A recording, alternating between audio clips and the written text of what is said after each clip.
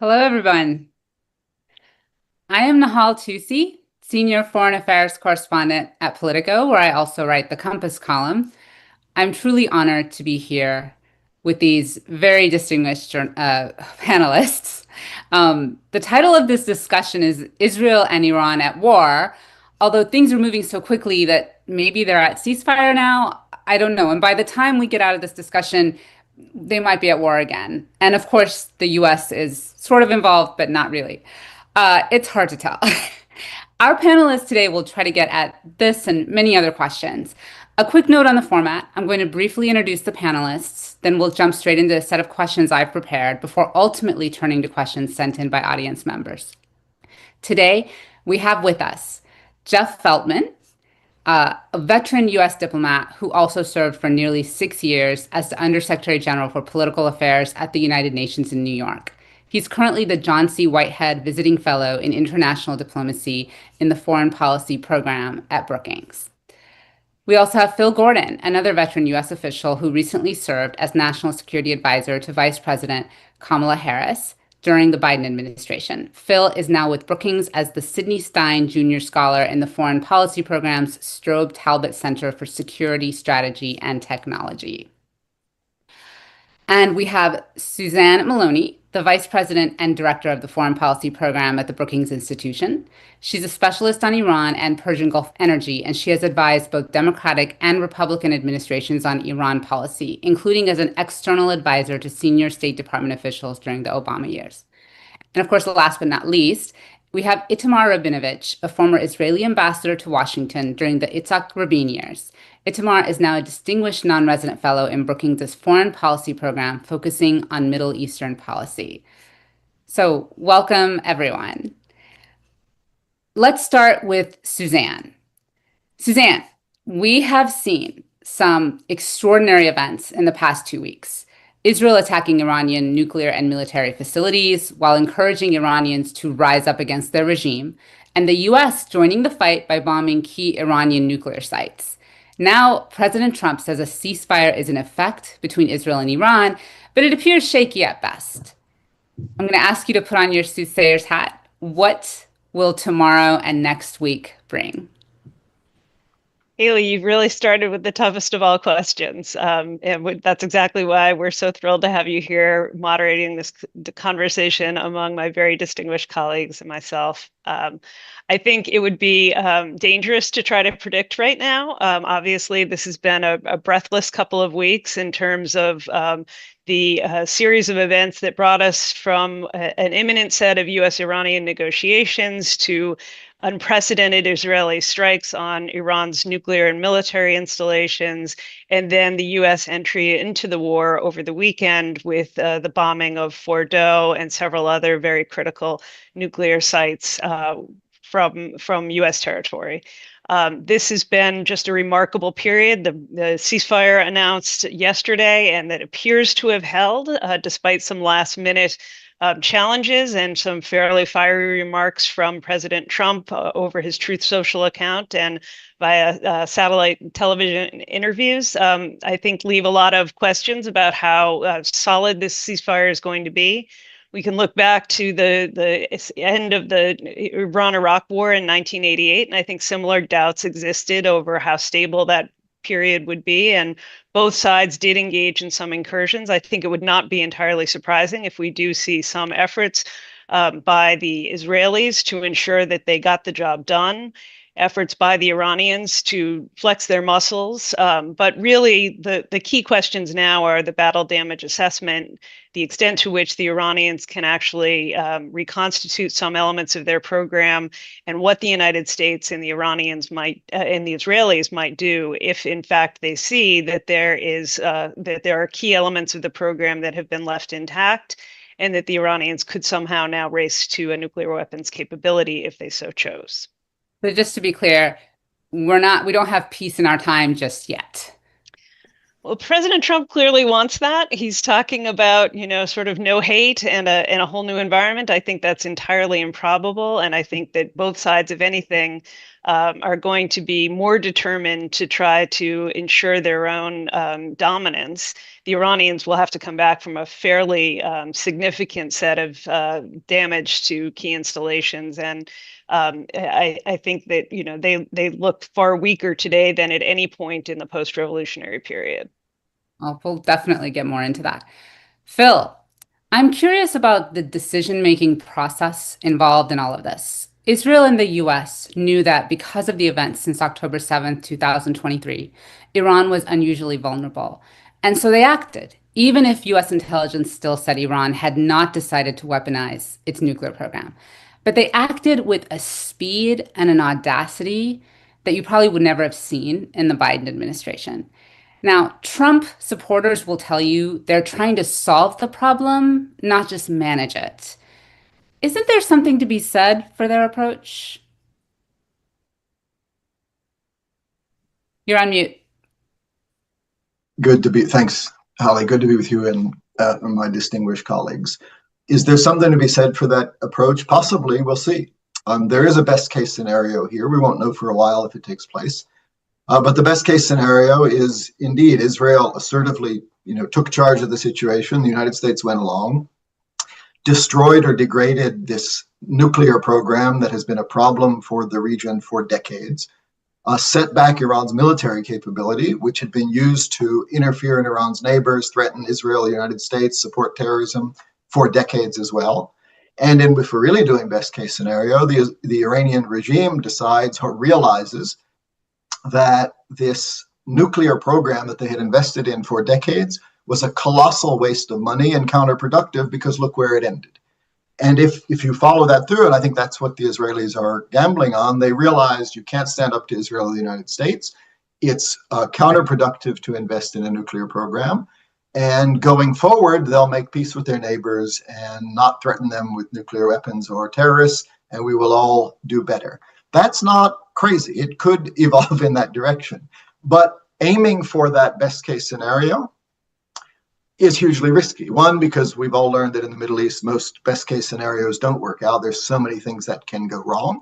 And this one can still go wrong. So it seems like we've avoided the immediate escalation into conflict, the United States getting dragged into war. I mean, if the ceasefire holds, that risk maybe was overstated.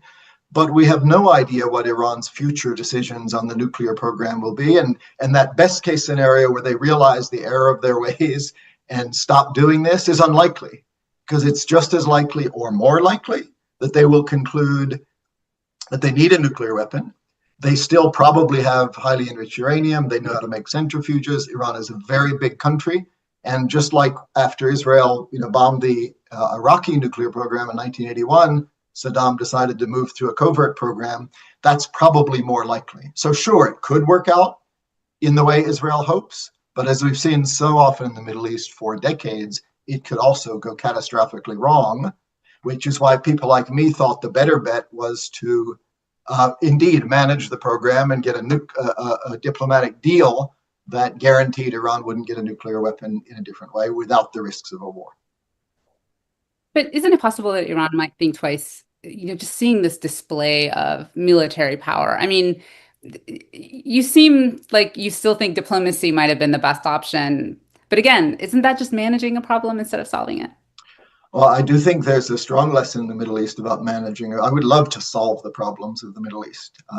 But when leaders, including especially US leaders, have decided to solve it, it again has gone catastrophically wrong. The Iraq War is the best example of that, but there are plenty of others.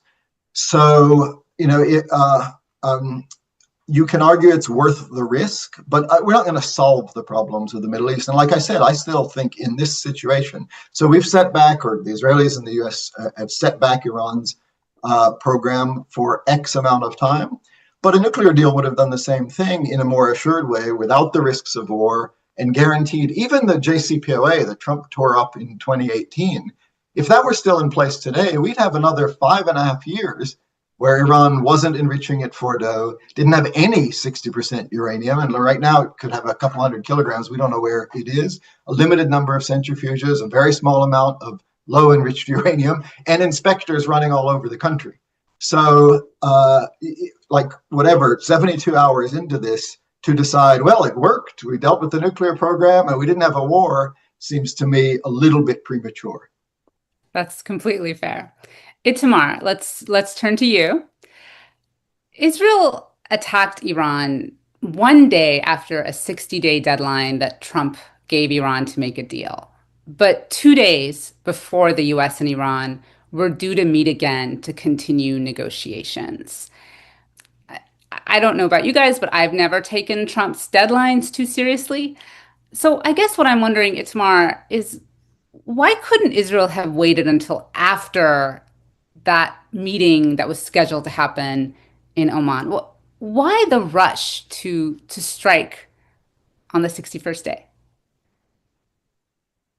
You'll have to unmute.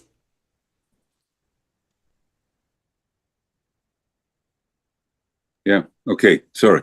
I'm not sure that I would use the word rush. And I'm pretty sure that this was not a surprise to President Trump and his administration. The two countries were quite well coordinated.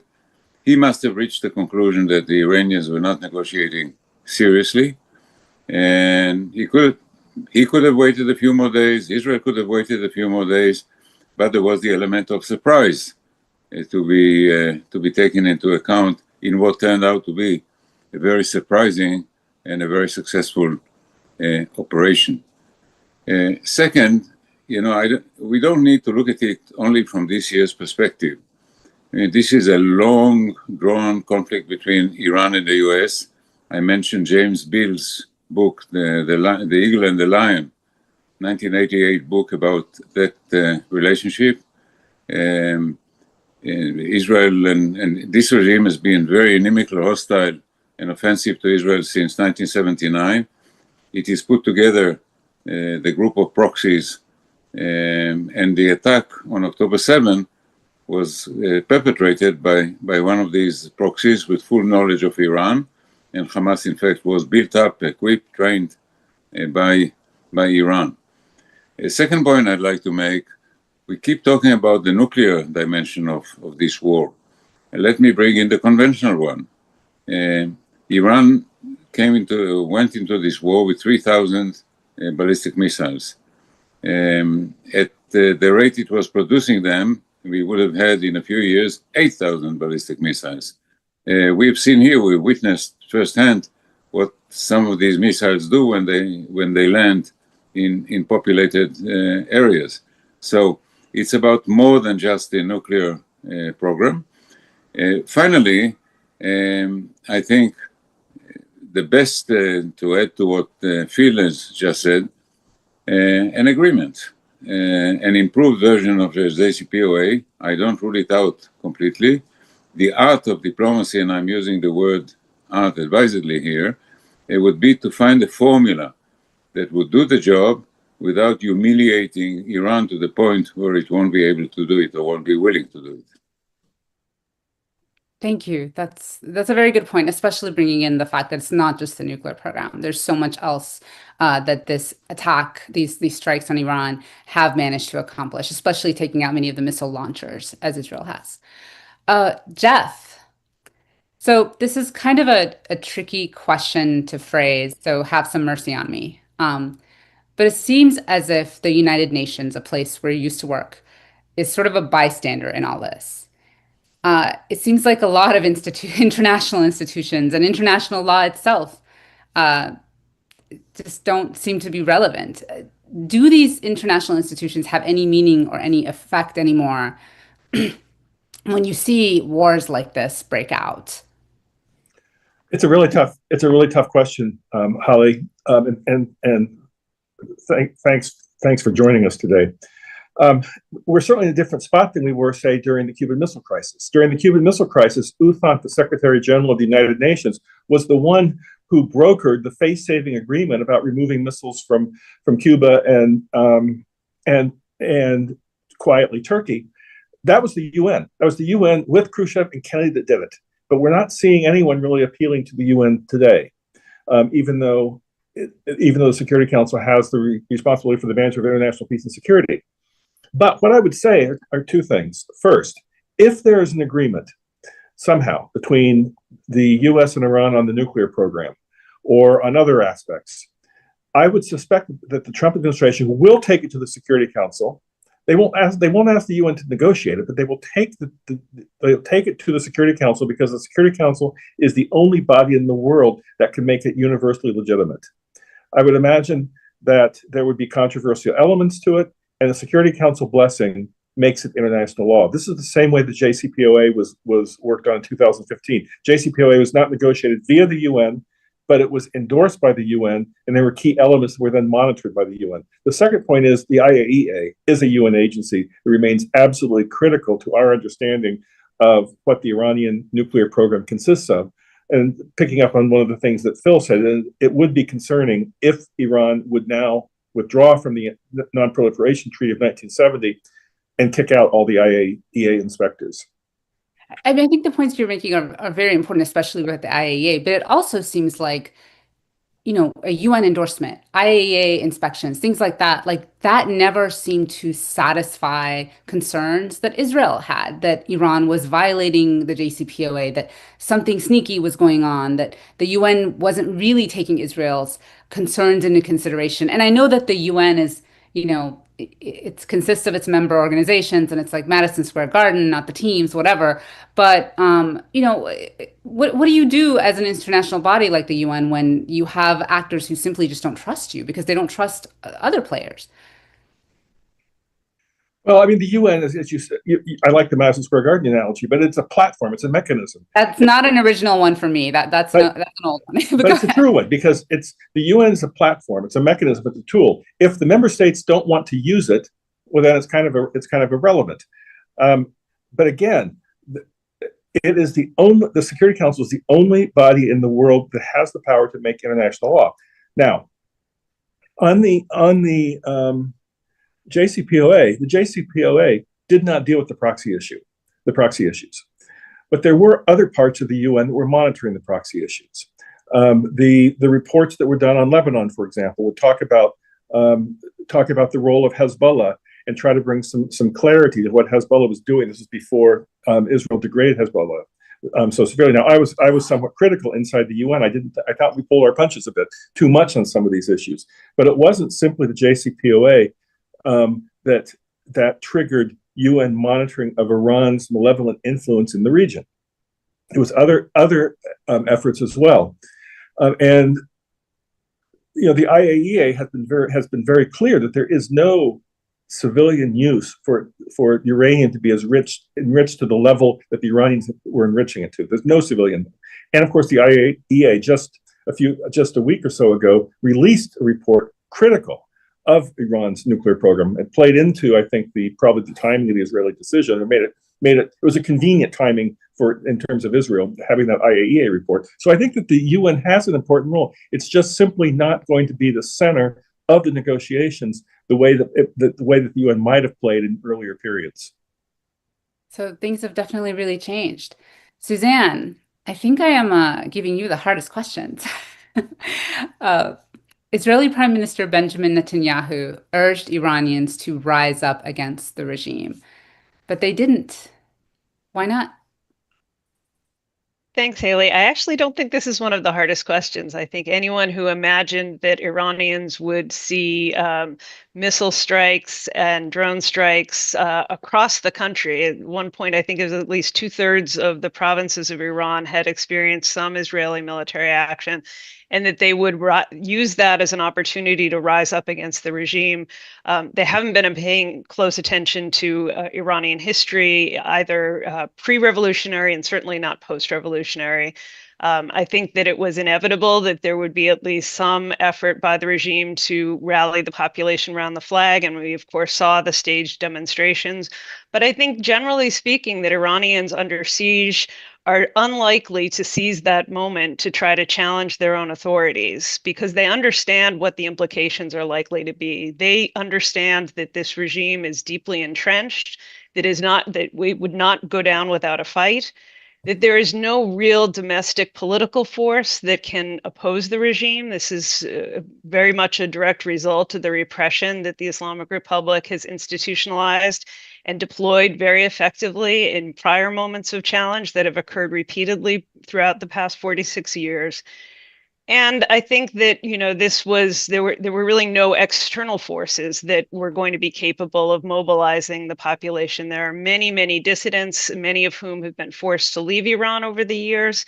There's also, of course, the former ruling family and Reza Pahlavi, who would have been the crown prince had the monarchy continued. That some of these individuals have significant popular bases outside of Iran and probably even inside of Iran. But they're not really in a position to direct activity or to galvanize some kind of an opposition on the ground. And unfortunately, from the demonstrations in 2009 after the contested re-election of Mahmoud Ahmadinejad, or the economically driven protests that we've seen in the late 2017, 18, 19 period, or even the Women Life Freedom movement in late 2022 and early 2023, we've seen the regime manage to repress all of these individual movements very, very effectively. And we've not seen the types of defections that would lead us to a situation where there might be some kind of splintering of the regime itself. But, Susan, I mean, this is a very interesting point. Like, you have seen this growing discontent among Iranians with the regime. You've seen the regime kind of oppress them, but you've also seen just a kind of a sense of a loss of hope that the regime can be reformed, right? So I guess what I'm wondering is if they haven't been able to do it on their own, and I guess the vibes I got from people that I talked to and people that I talked to who talked to people was that Iranians would not mind a helping hand. So I guess what I'm wondering is why didn't that translate this time? Like, you have an opportunity and you don't seize it. What happened? I don't think a war being waged on your homeland really creates an opportunity for political mobilization by a more liberal democratic force, unfortunately. I think this is a regime that I've described as being in a state of slow motion metastasis. And this crisis, I think, demonstrated that even all the investments in both the nuclear program, its proxy network, and its military capabilities at home did very little to defend Iranians. So I'm sure that the disillusionment, frustration, and alienation of the average Iranian citizen from this system is even higher today than it was at any point in time in the past. But they also know that the regime just retains its repressive power, especially at home. And I think in the aftermath of this exchange of fire, we're likely to see, just as we did at the end of the Iran-Iraq war, the regime turn inward to go after internal critics, to clamp down in a way that makes the pathway to any kind of revolution or even gradual reform much harder today than even 10 days ago. Yeah, I've definitely heard that elsewhere too. I mean, that the internal repression is definitely going to rise. And I think it says something bigger about just opposition movements in general. I've written about this. It's just they seem to not be able to have the effect that they once did. The human rights movements, these movements, they seem the dictatorships that they're going up against seem to have gotten a lot smarter and a lot tougher to try to overthrow. Phil, now, what if the Islamist regime in Iran does not fall in the wake of all this, but it simply collapses, kind of becomes weakened and not what it was before? What happens then? Is that better or worse than what the world has now in Iran? Well, I think the base case is that the regime endures. Revolutions sometimes happen and regimes sometimes fall, but rarely. And so we have to assume it will carry on. We know there's going to be some degree of transition because the supreme leader is 86 and he's not going to be around forever. So even, separate from any outside intervention or internal decisions, there's going to be a major change in Iran in that sense. I think it's sort of picking up on where Suzanne, left off. The alternative to this regime, I think, unfortunately, is not the liberal protesters that we would like to see run Iran. One, because they just don't have the physical capacity to take over. The regime is armed and willing to kill. and the opposition is unarmed and not willing to kill. So if there is an evolution in the regime, unfortunately, and this is where I take issue with the regime change goal. Of course, we'd like to see a different regime, but be careful what you wish for. It's not going to be the liberal protesters that we are sympathetic to. If there's a regime evolution, it's arguably already underway because the revolutionary generation is getting on, and it will be replaced by the next generation. I think more likely it evolves into a more traditional authoritarian regime with military hardliners in power. That could be good in a sense because there's no ideology or revolutionary fervor involved, and it's just a country looking after its national interests. But they also could be more hardline. For all of the problems with the supreme leader, he has had an element of caution, and when he is gone, could be replaced by less cautious military leaders. I would say, though, in a more hopeful tone in terms of regime evolution as opposed to revolution, to the extent we can tell, and there aren't great opinion polls in Iran. You can't really rely on elections, but whenever Iranians do get a chance to express themselves, even only semi-freely at the ballot box, they seem to say they want a more moderate regime. Every time they get to vote in a presidential election, the regime sifts out candidates, but usually allows one or two reformers to run, and they usually win. And that happened again in 2024 with the current president Pezeshkian, who ran on a platform of a bit more social moderation and tolerance, fixing the economy, which is shorthand for getting a diplomatic deal with the West on the nuclear program. So I think we can believe and hope, there's a basis for believing that the Iranian public wants to move in that direction. And I don't totally exclude that the regime could evolve in that direction. It would certainly be in its interest to do so, because then it could get a diplomatic deal that would allow for sanctions relief and serve the Iranian people better. So evolution, not revolution. It's an interesting idea, but believe me, if you say that to many people in the diaspora, they might really attack you. So be careful.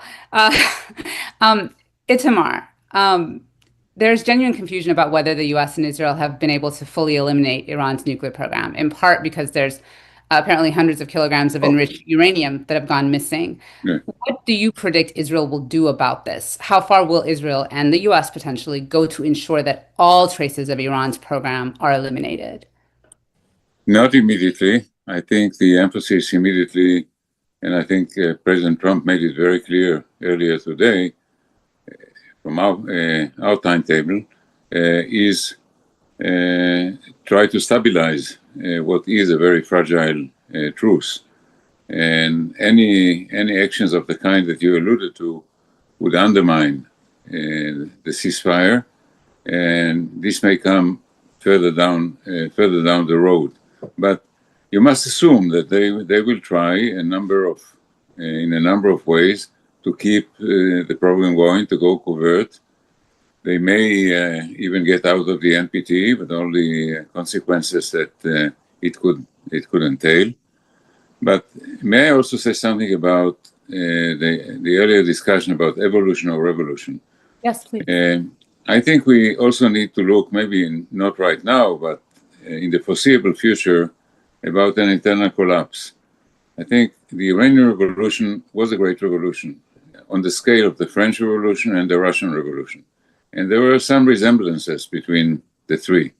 In the other two, in the French case, there was a Thermidor fairly soon, the conservative backlash, and then Napoleon and other things. But the original revolution disappeared in a way fairly soon. In Russia, it took about 70 years. At some point, I think we could see a collapse of the regime. And let me take a page from the Syrian book. No one outside Syria and maybe inside Syria had realized how rotten and weak the regime was. And all it took was a push from a relatively small group to topple it. So we don't really know what goes on inside the regime. I don't want to rule out the possibility that not right now, but at some point in the not too distant future, the alternative could be not revolution, but collapse. No, it's a very, very good point. Thank you. Jeff, what do you think Israel's surprise attack and Trump's decision to strike Iran 2 days after saying he'd decide, quote, within 2 weeks, end quote, means for international diplomacy going forward? Can anyone be trusted if you're a country, you're looking to make a deal uh, with President Trump or anyone else? Do do these promises mean anything anymore? I don't think anyone probably takes Trump's timeline seriously. It's something that you had earlier mentioned. But the Iranians lied about their nuclear program. They lied in 2009 before 2009 when Fordo was revealed. They've lied about more recently, as the IAEA noted. And then Trump, I suppose is a softer word than lied, but Trump distracted people by talking about 2 weeks when in fact then he sent the bombers. I think that people are probably just going to take into account in diplomacy that it's the old Reagan thing. You've got to verify. You've got to verify whatever anyone is saying. But I don't know. I don't put too much stock in the deadline issue. Had Trump thought that there was serious progress being made in the 5 rounds of talks that Steve Witkoff had via the Omanis with the Iranians, I think he would have found ways to extend his 60-day deadline, for example. He's very impatient. We've seen this. He's very impulsive. He acts by instinct. But if he thought that these talks were going to be promising with the Iranians, and he wasn't being, as he says, played or tapped out, in his words, I think he would have found a way to go beyond the 60 days.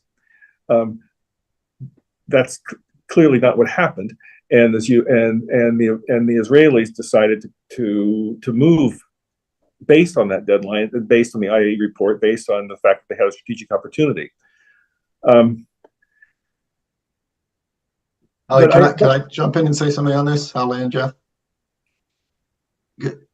Sure. So you're on mute, Hal. I was just going to say, I don't think it's necessarily accurate to describe this as Trump running out of 60 days and deciding to act. Yeah. Israel decided to act regardless of Trump's 60 days. And then when Israel acted and Trump didn't stop it, Trump decided to get on board. It seemed to be going well, and now talks about it as if he decided to enforce the 60-day deadline. But that doesn't match up with what actually happened. I mean, there is a good point to be made there. It is unclear what exactly is in Trump's head. And one thing you learn, I think, covering Trump is multiple things can be true at the same time. He might have genuinely wanted diplomacy and to see if the meeting worked, the meeting that was never held. But at the same time, he might have been losing confidence that it would go anywhere. And he might have literally, people are like, did he give a green light or a red light or a yellow light to the Israelis? And I'm like, the light was probably just broken. The Israelis did what they wanted to do. And then Trump was like, whatever, let's just go along with it, and it might make me look good. It's also, we're hearing kind of the similar things about his decision in terms of the within 2 weeks. There's a lot of signs that he'd already decided he'd approved the plans to carry out the attack on Fordo, but he reserved the right to call off the order till the last second. So in reality, the decision wasn't made until it was made at the last second and the bombs fell. I don't know. I mean, is it fair to say that we need to kind of be comfortable with some of the gray areas? Or Jeff, maybe this is the question. Like, should there be fewer gray areas? Emily, may I say something in this regard? Sure, Amar. Go ahead. We need to ask ourselves, what does it tell us about the coming weeks? Because hopefully there will be a renewal of negotiations. Probably they would be difficult. The Iranian may be dragging their feet and so forth and so forth. And the question is, what about Trump? How long would he be willing to wait? Or how soon would he lose his patience with the Iranians and choose a different, or let Israel have a different track? So, but it's also just, I mean, if I can just make the point, and anyone else jump in here, it's also like, what does Trump want? Right? What are the end goals of a diplomatic deal? I don't know that anyone really entirely knows this yet. Exactly. I mean, Suzanne, what do you think? Do I we think know? Trump wants to play peacemaker, and he's had that opportunity in the past 48 hours, and so he's going to seize it. I don't know that he clearly does not want Iran to have a nuclear weapons capability, but how he defines that and whether his standards are precisely the same as Israel's might be, I suspect there may be some daylight there. And I think that, one of the challenges that we have now is, as Phil said, that, Iran has some capability to reconstitute its program. It knows how to make centrifuges. It probably has a number of centrifuges that were not impacted by this series of strikes. It certainly has some stockpile of highly enriched uranium. And one could imagine a situation in which the Iranians played the negotiating game as they have in many times during the past, while looking to try to reconstitute the program covertly. And I think that that is a risk that Israel is certainly aware of and is going to be holding a very hard line. I just want to make one other point, which is that, a lot of the debate over the course of the past 12 or 13 days has suggested that the president was on the precipice of a breakthrough with Iran, and the Israeli attack demolished that. I think we all know this, and we all probably agree on this point, but I think it's really important to say that there was almost no prospect of a really good deal being concluded between the United States and Iran and the wider international community that would have set Iran's nuclear program back in a significant way. The Iranians did not take the Trump administration seriously.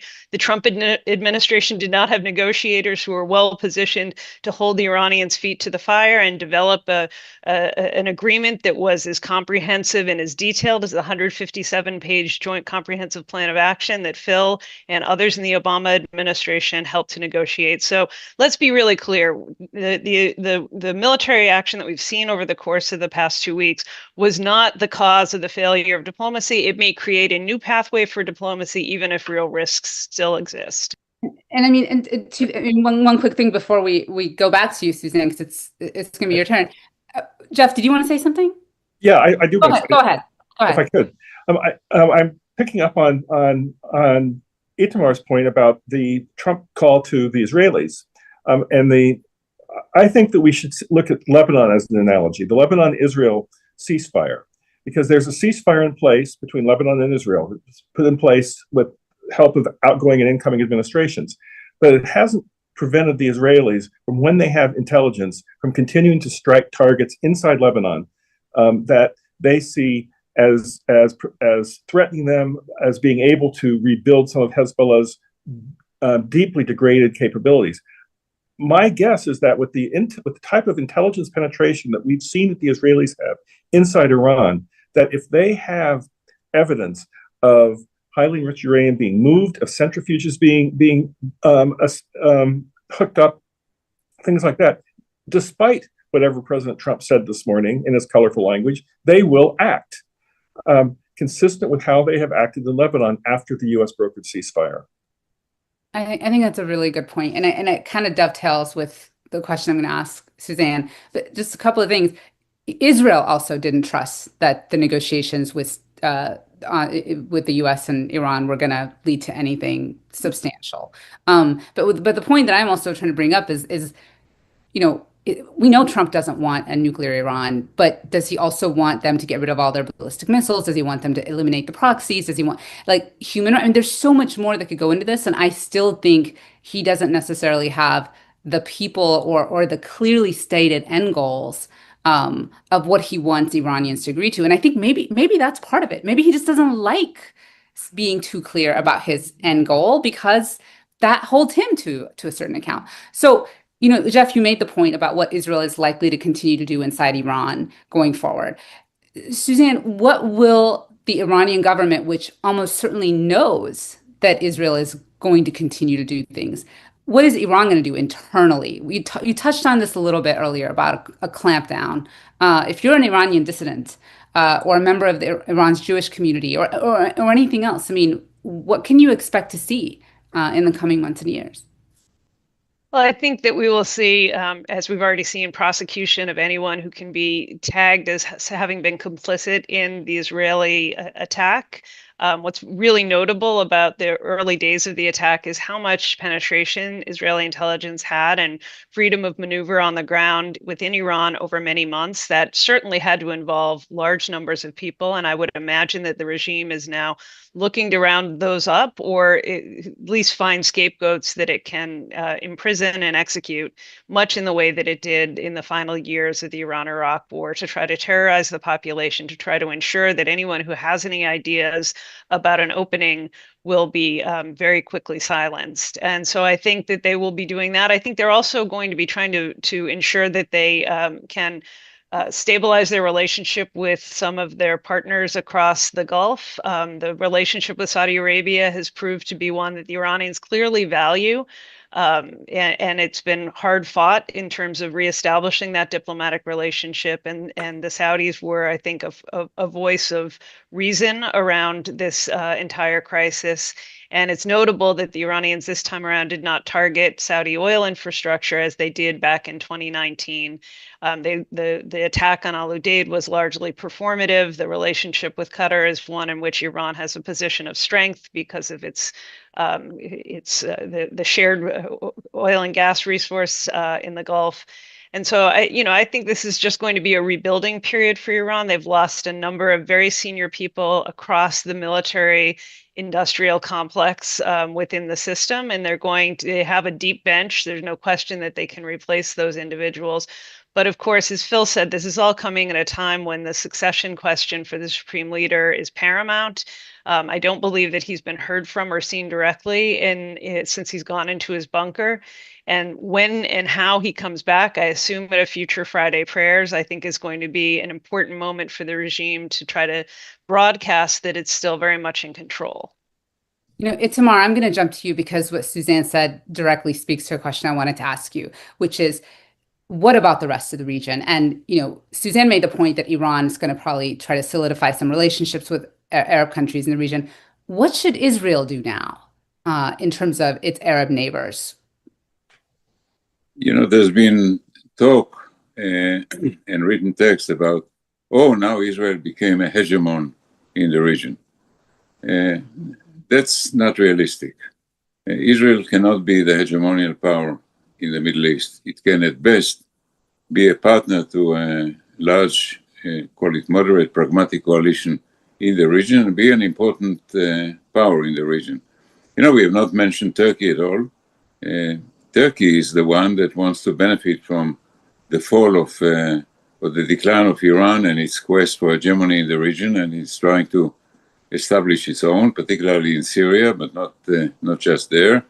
The Saudis are very influential, and there are a number of factors. So the Israeli government would be wise to talk and to make it clear publicly that it does not have far-reaching ambitions in the region. One only wants to be a respectable and important member of a club, not the president of the club. That's a very, very interesting perspective. Phil, okay, so this is a tricky question, and I would word it carefully. But people resistant to the U.S. and Israel moves in Iran often point to the U.S. invasion of Iraq and the fall of Saddam Hussein as an example of what not to do. And I know you've looked into this a little bit. I'm curious, though, what is Iraq like these days, more than 2 decades later? It went through absolute hell for years. But more than 20 years later, is it a better place now than it was under Saddam? Is there a lesson to be learned there about regime change that maybe wasn't the lesson that so many people took away in the immediate years afterward? You're really trying to get me to be sympathetic to regime change, huh? No, look, let me tell you why. Because if you're a young person in one of these countries, okay, and you're looking at your life ahead, and some historian tells you, well, maybe decades from now, things will get better. That is really hard pill to swallow. So sometimes, waiting on patient diplomacy and hoping for evolution, that doesn't really speak to a lot of the young people who get one life, Look, I totally get it. And you can make a very powerful case that a lot of regimes in the Middle East and elsewhere, a lot of countries in the Middle East and elsewhere would be much better with a different regime. That's a separate question of whether the United States can and should expend resources to try to bring that about, and what would happen if they did. So you're right that the Iraq invasion is like the poster child for regime change gone wrong. And sometimes, I agree with you on this, despite like teasing you about that, the leading question. Saddam was terrible. Sometimes critics of regime change like fall into the trap of implying that there was no reason for it. Of course, there was a reason for it. Saddam brutally mistreated his people. He invaded his neighbors. He invaded Kuwait. He might not have been pursuing an active nuclear program, but he wanted weapons of mass destruction. The world would have been a much better place without him. But the question is not, is that the case? It's, again, what does it mean for our policy? So to go back to your direct question, like how is Iraq doing today? Like not bad in the grand scheme of things. Everything's relative, right? It is still a deeply troubled place with, you have armed Shia militia groups that are sponsored by Iran, deep ethnic divisions within the society, very high levels of corruption, degree of political stability, but certainly not guaranteed. And that's way better, obviously, than under Saddam in the 80s when it was at war with Iran, or under Saddam in the 90s when there were sanctions and periodic conflicts. Certainly better than in the 2000s after the US invasion. You had a civil war killing lots of people, and then way better than what followed that, in ISIS taking over large parts of the country, this brutal, violent, repressive terrorist movement.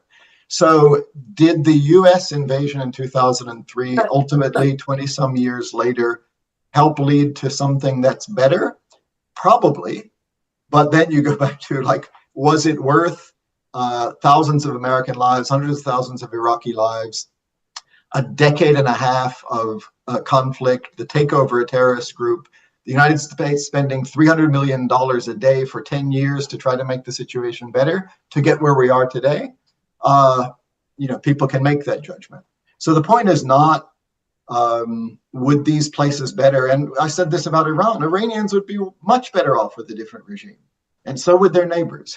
The question is, if the United States or Israel decided to try to bring that about, like by arming opposition groups or deliberately fomenting an overthrow of the government, that's a different question. Because if that led to the pro-Western liberal, moderates being in power like we would like, then the Iranian people would be better off and we would be better off. But my point was that is actually an unlikely outcome.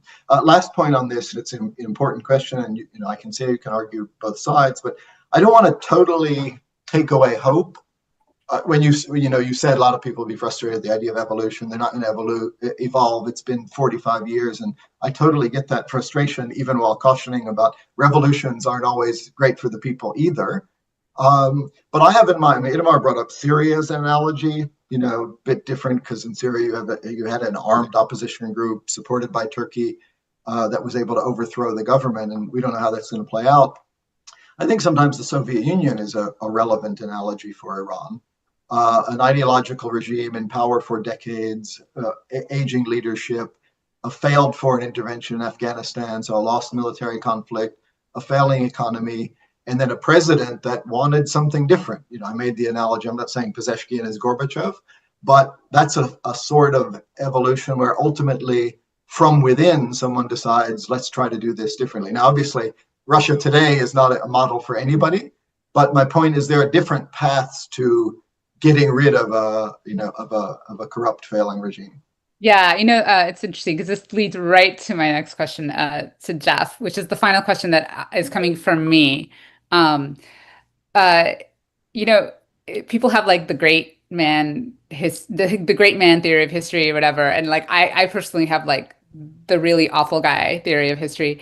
But Jeff, you are one of the probably very few Americans who've actually spent some time with Iran's supreme leader, Ayatollah Ali Khamenei. You did this when you were with the UN. What's he like in person? And what do you think he'll do next? Well, yeah, this was almost 13 years ago that it was the non-aligned summit, and I accompanied Ban Ki-moon into a small meeting with the supreme leader. It was 2-on-2. I was with Ban Ki-moon. He had the first vice Ahmadinejad's first vice president, Mohammad Reza Rahmi, who was later convicted, thrown in Evin prison for corruption. And it was basically a several-hour monologue from the supreme leader in a very sort of uncharismatic, quiet voice of diatribe against the United States, animosity, hostility against the United States. The U.S. leaders are mendacious. The U.S. leaders are exploiting their own people. The U.S. leaders are promoting war in the Middle East, can't be trusted, etc. And I would expect that even though that was 13 years ago, that his feelings or his instincts have been reinforced by walking away from the JCPOA, reinforced by some of the rhetoric we talked about earlier about 2 days, 60 days, et cetera, et cetera.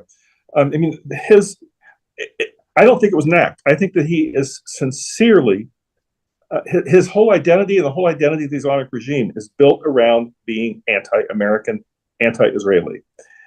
It's not built around being sort of pro-Iran. It's being anti-American, anti-Iranian. And it's an additional complication for how we get back to a diplomatic track. Is how do you overcome that anti-American animosity that's baked in to the entire identity of Khamenei and the Islamic Republic. And right now, I would imagine that his two main concerns in his bunker are, one, the succession that Suzanne and others have talked about, and two, what now do you do about rebuilding deterrence? Because the deterrence that Iran had built up on the nuclear program, the deterrence that Iran had built up with its proxy network, the deterrence they built up with their own air defenses is destroyed. And so I would imagine deterrence and succession are what's on his mind, and it's not going to be the first thing on his mind is not going to be the negotiations. On Pezeshkian, to Phil's point, I think that Khamenei wants regime survival. His goal is regime survival. Everything is about regime survival. I think Pezeshkian is very interested in trying to provide benefits for the Iranian people, the economic benefits, that would encourage him to want to go back to negotiations with the idea that you would find a way to lift sanctions. The problem is all of the issues that so concern us, the nuclear program, the proxies, the IRGC, the human rights repression, aren't in Pezeshkian's hands. They're in the hardliners' camps. And so if Pezeshkian would have permission for his government to negotiate with us again on the nuclear program, what do we do about those other parts that are so problematic for us and that contribute to that 46 year of hostility between our two countries? These are excellent questions to ponder. Now, I have a few questions from the audience. We don't have that much time, so we'll see how many we can get to. But Jeff, I'm going to stick with you on this. How do you think that China and Russia will view the U.S. delivery of a preemptive strike on an adversary? And this question comes from Sophie Antrobus of the United Kingdom. Great question. And I would think that the Iranians would be looking at their alliance with Russia and saying, so what did we get out of that after all? You know, the Iranians provided drones and technology to the Russians for the Russian war on Ukraine. And I suspect that the Iranians expected more than rhetorical support from the Russians. You know, that they've invested in the relationship, in this strategic relationship with Moscow, and Moscow gave them rhetorical support when they came under attack by the United States. China gets a large percentage of its oil from Iran, not the most comes from Russia, but enough that certainly China would have been concerned about what this means for their energy supplies. And I think that probably played into the Iranian decision not, at least so far, not to try to mine or close the Strait of Hormuz. Was Iran needing to keep the revenue base open, needing to keep the relationship with China going. So I would suspect that there's a lot of thinking in Tehran about their external relations, because they really don't have any friends. So Moscow and China are about as close as they have to real friends. It's a very good answer. Itamar, I want to ask you this question. It comes from Ibrahim Rabala of Birzeit University, which I believe is in the West Bank. what could the impacts and consequences of the Israel-Iran war be on the situation of the Palestinians, especially in Gaza? Um, it's more likely that Hamas would make a deal when we get to it, because it's weaker now. It does not have the Iranian patron. So that could be a positive one. I would hope. Look at the peace process of the 1990s, the height of the Arab-Israeli peace process that produced the Oslo Accords, peace with Jordan, and so forth. It came in the aftermath of the first Gulf War, when the President Bush and Secretary Baker decided that they should take advantage of the circumstances created to try to solve the Arab-Israeli conflict. So, if a diplomatic process begins now between the United States and Iran, and if the United States decides to expand the platform and try to resolve maybe not the whole Israeli-Palestinian conflict, but at least the Gaza issue, that would be a huge benefit. Yeah, could you imagine having like a grand bargain where we just put all the problems on the table and just... No, not all, but a couple of them, yeah. Okay, I guess a girl can dream. Listen, I'm going to ask you guys something. Like, I'm just going to throw this out there because I want all of you to get a chance to say something. But what is a question that each of you wishes that people were asking right now, but that no one is really asking, or they're not asking enough? Suzanne, can we start with you? I think you've asked a lot of great questions, and I think most of the discussions that I've seen have asked great questions. But I do think that there is a question in my mind about how negotiations proceed if the expected transaction of any negotiation with Iran is sanctions relief in return for some sort of compromise on its nuclear program. Its nuclear program has been heavily set back, and they're not getting any sanctions relief for that. So what does the sort of menu look like when we come back to the negotiating table? And is there a scenario, I think it is in fact maybe the more likely scenario, that Iran remains in this, very negative situation of its program, its proxies, its military capabilities significantly degraded, but no new economic opportunity that is even on the offing. And so I think that the situation for Iran is probably a very, very negative one, and I think we have to probably think about a different concept for negotiations with Iran under the current circumstances. And I don't know what those look like. So that would be my question. Good one. Jeff, what do you think? What's a question you wish people would ask? You don't have to answer it. I'm just wondering what you think. Israel has seriously degraded Iran's proxy network, but they haven't eliminated the proxy network, particularly a group like Hezbollah, which still, as we saw in the local elections in Lebanon, still has strong political support inside Lebanon. So what happens with the remnants of this proxy network going forward? Does Hezbollah, looking at how weak Iran was next to Israel, and also with seeing how far the Israeli intelligence penetration of Iran went, does Hezbollah become more Lebanese and less of a strategic asset for Iran? Or does Iran double down and try, despite the loss of Syria, despite Israel's degrading of Hezbollah, to rebuild its proxy network? So there'll be a lot of people looking at the nuclear file. I think we also need to keep an eye on making sure that the proxy network does not resurrect itself. We only have a couple of minutes left. Phil, what is a question that you wish people would ask? I mean, so first, I agree with Suzanne, that you have asked all the right questions, and I'm more in the market for answers than questions. But I can tell you that the questions I had going into this, which remain on the U.S. participation in the strikes, is one, like, what damage could we do and did we do? I don't think we have the answer to that one yet. If the answer is like we totally obliterated it, like the White House claims, that is important, but I don't think it is. And we just don't know how much of the tunnel network is intact. How much did they move the HEU around? What is their capacity to turn that 60% into 90%? That's an important question that is still out there that will help determine whether this was a success or not. I also had going into this and still do the question of, is this more likely to lead to escalation and pulling us in, or to putting Iran in a place where it knows not to escalate?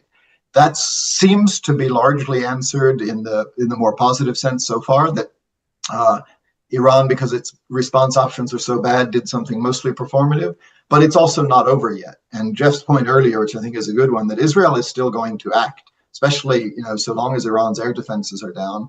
We can be talking to them, but I think two things are true going forward, to get back to another good question you raised. Iran is going to look to keep the nuclear option open, and Israel is going to act to present that. So we're not out of the escalation woods yet. And then finally, I know you want me to wrap up, the last big question I think is the hardest one of all to answer, which I started with, 50 minutes ago.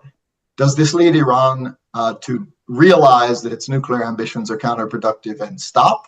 Or does it do the opposite of make them more determined to get a nuclear weapon? That is the question at the heart of this whole operation. Itamar, we only have a few seconds. Yeah, 2 seconds. The question that is not asked of me, but that almost every Israeli asks every Israeli, how is this going to affect the Israeli domestic politics? We have an election in 2026. Netanyahu was trailing in the polls.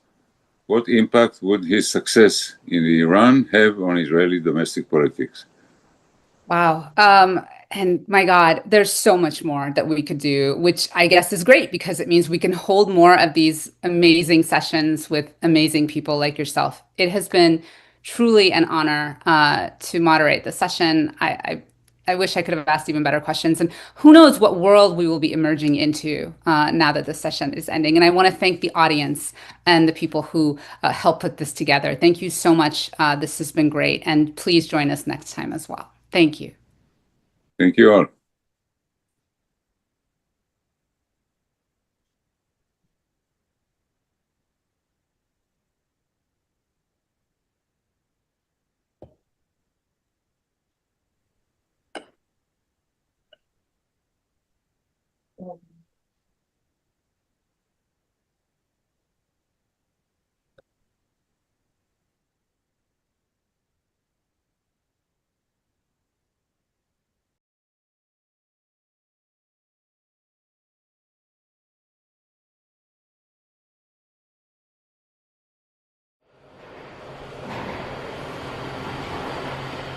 Doors opening.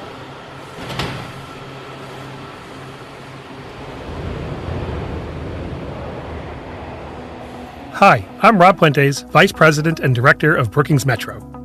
I'm also the host of Metro Blueprint, a podcast from the Brookings Podcast Network. Every 2 weeks, a different Brookings Metro scholar and a guest will discuss ideas and action to create more prosperous, just, and resilient communities in America. In recent years, an astonishing 90% of the nation's innovation sector growth was generated in just 5 superstar tech regions, while other places across the country saw their economies struggle. The Biden administration addressed this imbalance by embracing place-based industrial strategies that direct investment into the communities left behind by globalization and automation. For his part, President Trump is taking a different approach, with a renewed push for tariffs and protectionism that he says will encourage reshoring of manufacturing. In this episode of Metro Blueprint, Mark Miro, Senior Fellow at Brookings Metro, and Gordon Hanson, the Wertheim Professor of Urban Policy at Harvard's Kennedy School, will discuss the current debate and ways to address the regional economic consequences of globalization. You can learn more about this podcast on our website, brookings.edu/Metro Blueprint.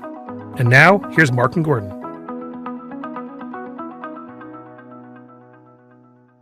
Hey, thank you, Rob, and hello all. I'm Mark Miro, a senior fellow at Brookings Metro, where I study the interplay of people, place, and technology across the U.S. In recent years, I've tracked the stark regional divides that have beleaguered the U.S. for several decades now. Specifically, my work has noted that between 2005 and 2017, just 5 high-tech superstar metros generated fully 90% of the nation's new innovation jobs, while virtually all other places went sideways. I worry about these divides, which is why I and others have suggested various policy responses that have informed recent federal efforts to address these gaps. As a result, we saw the Biden administration embrace what I call place-based industrial strategy before running out of time to see how it all worked. And now we're watching President Trump's unprecedented experiment with tariffs. that he insists will encourage companies to onshore manufacturing and revitalize heartland towns. In any event, it's a good time to talk about all of this. What's more, it's a truly excellent time to talk with our guest today,